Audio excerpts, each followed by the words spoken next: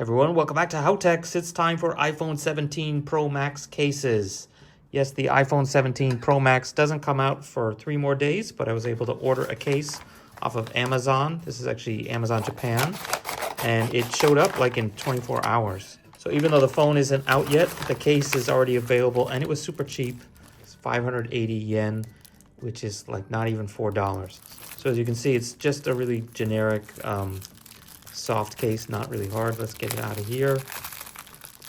So nice of them to actually put the foam in the picture in there. So I don't have an iPhone 17 Pro Max yet. I will on Friday, and definitely check back for that video. But this is what the cases look like. This one has the little bumpers on the corners. There are some that have like the piece here, and it just has holes for the camera, and I guess the flash is over here.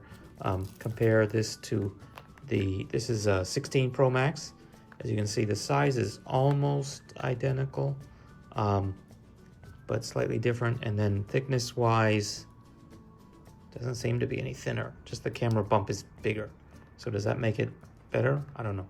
So definitely check back on Friday morning your time. I will already have the video out. I'm getting the orange one with the SIM card.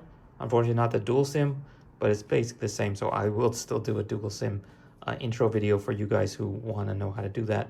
So it has, as you can see, it does have the hole for the camera button, has a hole for a lanyard.